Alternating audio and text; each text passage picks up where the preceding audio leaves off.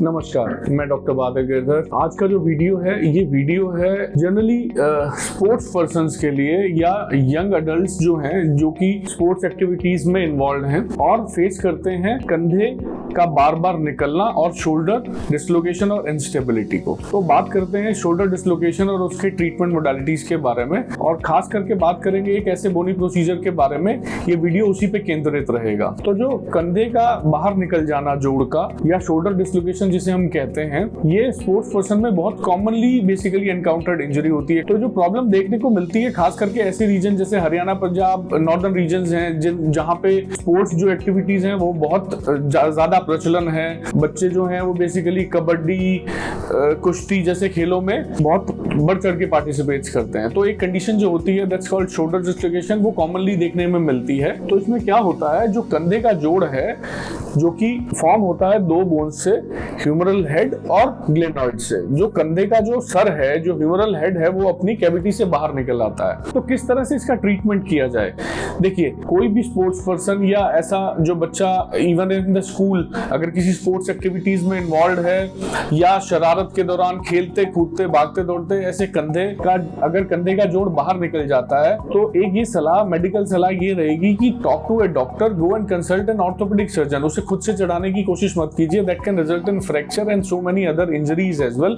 वो और ज्यादा नुकसानदायक हो सकता है। तो जो कंधे का बाहर निकलना या शोल्डर डिसलोकेशन है वो मेनली दो डायरेक्शंस में कंधा आपका निकलता है, एंटीरियर या आगे की तरफ, पोस्टीरियर या पीछे की तरफ। 90 to 95% cases of shoulder dislocations are anterior और इंफीरियर इन नेचर, मतलब आगे और नीचे।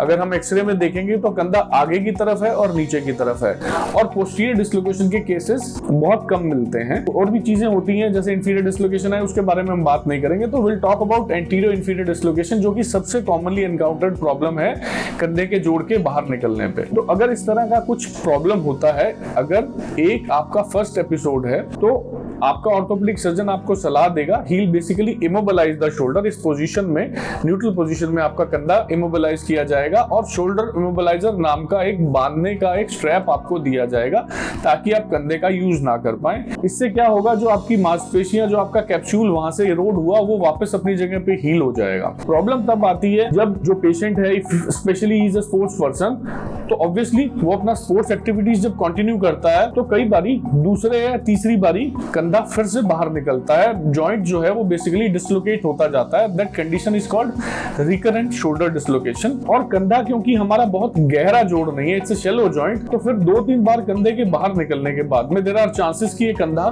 छोटी मोटी स्पोर्ट्स एक्टिविटीज में भी बार बार बाहर निकलेगा। तो ऐसे केस में क्या करना है? ऐसे केस में अपने अनुभवी डॉक्टर से सलाह लेनी है। ही विल रेकमेंड अ सीटी और एमआरआई एग्जामिनेशन। हम ये देखना चाहते हैं, क्योंकि हम बात करेंगे आज एक बोनी प्रोसीजर के बारे में, तो हम बेसिकली ये देखेंगे जो आपका कंधे का जोड़ बाहर निकलते टाइम कंधे के जोड़ की हड्डी को, जो कटोरी है, जब उसको रगड़ के बार बार बाहर निकलता है तो कंधे जो ह्यूमरल हेड है, जो हमारी बोन है, पूरी बोन, उसके हेड पे भी लीजन्स होने लग जाते हैं और जो ग्लेनॉइड जो कटोरी है उस पे भी वो बाहर निकलते निकलते बार बार रगड़ लगने से यहाँ पे बोनी लॉस होने लग जाता है। तो इस तरह का जब हम केस एनकाउंटर करते हैं तो we always perform a surgery that's called Latarjet procedure. Latarjet procedure में क्या होता है कि आपका बोन लॉस जो है उसको मस्कुलर प्रोसीजर से संभाल पाना मुश्किल होता है। जो बेसिकली बैंकार्ट रिपेयर या मस्कुलर प्रोसीजर किया जाता है, if there is a significant bone loss, that is अगर 15 से 20% ज्यादा बोन लॉस हुआ है, जो कि हम एमआरआई पे इजीली कैलकुलेट कर सकते हैं,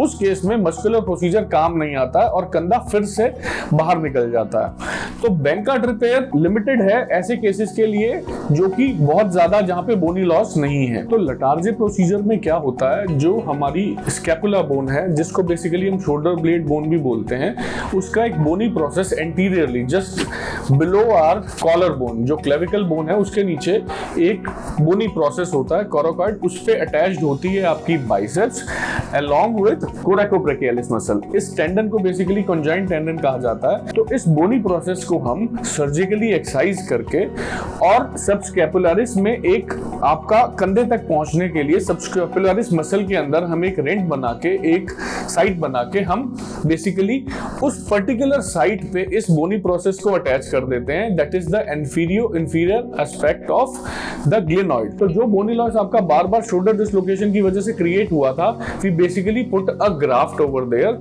तो ये ग्राफ्ट वहां पे जाके एक मैकेनिकल ब्लॉक क्रिएट कर देता है ताकि कंधा आपका वापस से बाहर ना निकल पाए। जो बहुत ही बेसिकली इंटेंसली स्पोर्ट्स एक्टिविटीज में इन्वॉल्व होते हैं लोग, उन केस में 5 से 7 केस में, इन 95% of the cases this procedure works very well. फिर से दोबारा पेशेंट को जनरली जो है शोल्डर डिसलोकेशन नहीं होता है। पर 3 से 5% केसेस में इस ग्राफ्ट के फेल्योर होने पे भी आलिएक बोन ग्राफ्ट, जो कि आपकी कूल्हे की हड्डी है, उससे भी हम बोन ग्राफ्ट लेके एक वहां पे मैकेनिकल ब्लॉक क्रिएट कर सकते हैं। Latarjet procedure is a wonderful procedure. The success rate is as I told you 95 to 98%। वो भी अगर कोई बहुत इंटेंस एक्टिविटीज में इन्वॉल्व है, उनमें चांसेस होते हैं कि फिर से चोट लगने पे कंधा बाहर निकले। Otherwise this procedure is 100% successful. ऐसे केसेस में अगर होता है तो आइलिएट बोन ग्राफ्ट आपके कूल्हे की हड्डी से हम ग्राफ्ट लेके वहां पे रीअटैच करते हैं। तो 2 तरीके से ये सर्जरी को परफॉर्म किया जा सकता है। वन इज आर्थ्रोस्कोपिकली, जो कि कैमरा, जिसको जनरली आम भाषा में लेजर सर्जरी या कैमरा सर्जरी कहा जाता है,